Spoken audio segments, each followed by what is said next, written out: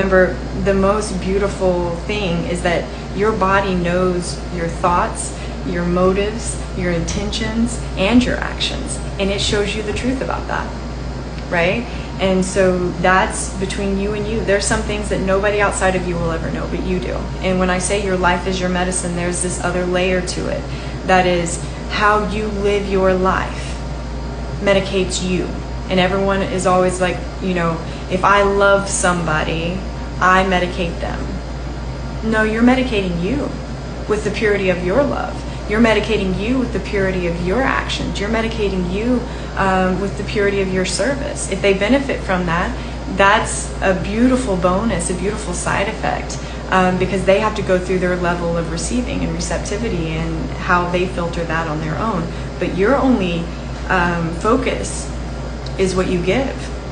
So if you're needing support, you should be giving support.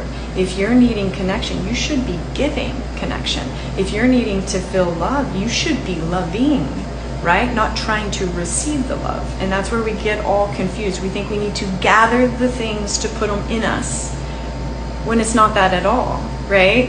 And I know parents or even like pet owners, this, you feel a ridiculous amount of love because of the purity of the love that you give to that infant, the purity of love that you give to that pet, right? My heart has been just bursting with just so much love, not because, something loves me, but because I love something. I love people. I love this way. And so when I say your life is your medicine, that's why, you can call it karma, or you can call it whatever you want to call it, cause and effect, lots of different things to say the same thing. But my actions medicate me, right? They can benefit you, right? Based on, again, your receptivity, but they medicate me based off of the truth of them, right? So the performance of them doesn't translate. The performance of them it's more for the show for you, right?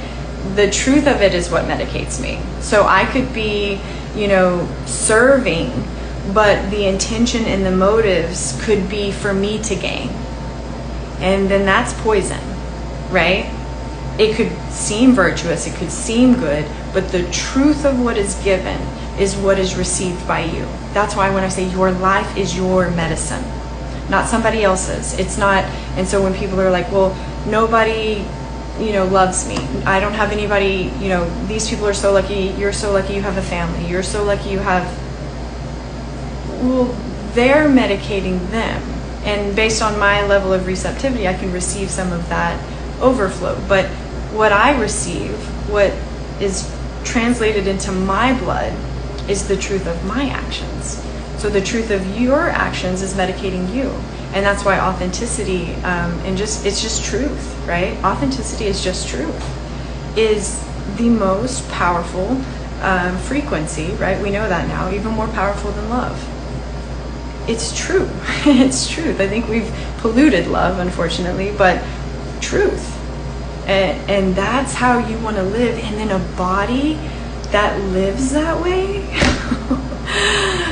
you don't have to manipulate it into feeling good. Do you see the difference? Instead of, I've got to go gather all of the things and control all of the things that can make me feel good, versus I can identify that I don't feel good and that I'm in control of this. And then what can I do to fill that up in a true way, right?